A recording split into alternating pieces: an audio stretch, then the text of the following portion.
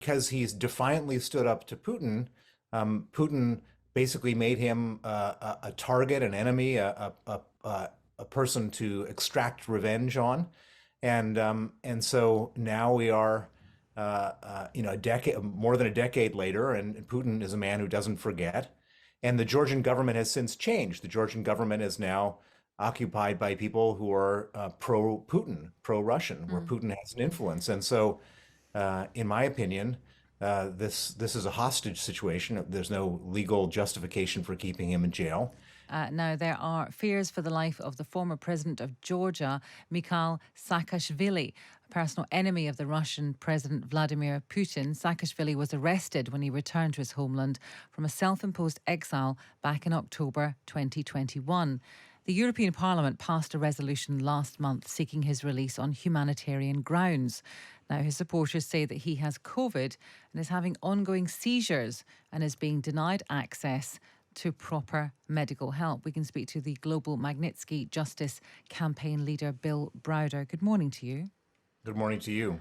What else can you add to the current situation that is facing Mikhail Saakashvili? Well, it's unfortunate that we're on radio and not television because there are some images of him that came out a couple of weeks ago of a man who looks like he's about to die. He's lost somewhere around I think 40 or 50 kilos. He's like half his body weight. He's just it's just a shocking picture of a man who's been incarcerated, who's been tortured, who's been denied medical care, who, according to a number of forensic experts, has been poisoned with arsenic. Um, and you have this former president of Georgia in custody in a politically motivated case who's dying. And then you add on top of that what you just mentioned, COVID and so on, and this is a very, very ugly situation. He's a personal enemy of Vladimir Putin. Can you tell us what's the situation is between the historical situation between the two of them? Well, so if you know, we're all watching this terrible war of aggression in Ukraine. Mm. Well, this is deja vu. In 2008, Vladimir Putin sent his troops in to Georgia to take over Georgia, and at the time, Mikheil Saakashvili was the president of Georgia. Like Zelensky is doing right now, he stood up and fought back, and the Russians were able to seize small pieces of territory, like they're doing right now in Ukraine, but they didn't get all of Georgia. And and from that moment on, because he's defiantly stood up to Putin, Putin basically made him a target, an enemy, a person to extract revenge on. And so now we are, a decade, more than a decade later, and Putin is a man who doesn't forget. And the Georgian government has since changed. The Georgian government is now occupied by people who are pro-Putin, pro-Russian, where Mm. Putin has an influence. And so, in my opinion, this is a hostage situation. There's no legal justification for keeping him in jail. And this is a hostage situation in which the hostage is being slowly tortured to death.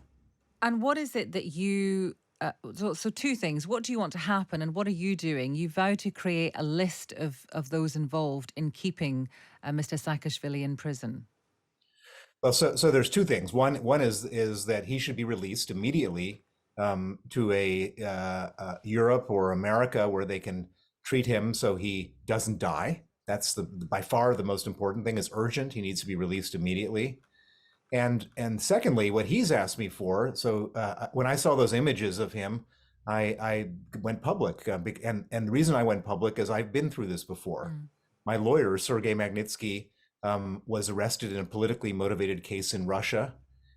He was kept in pretrial detention. He was tortured, and he was eventually killed in pretrial detention in a slow motion assassination like the one I'm witnessing right now.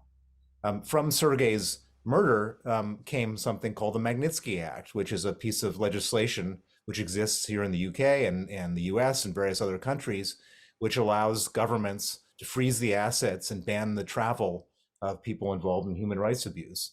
And since what I see here right now is a gross human rights abuse, What he has asked me to do when I went public is to sanction the people, to add to the Magnitsky list the people who are torturing him to death. And so I'm working with his family and his lawyer to come up with a list and come up with evidence of those people to submit it to various governments, including the government here in the UK.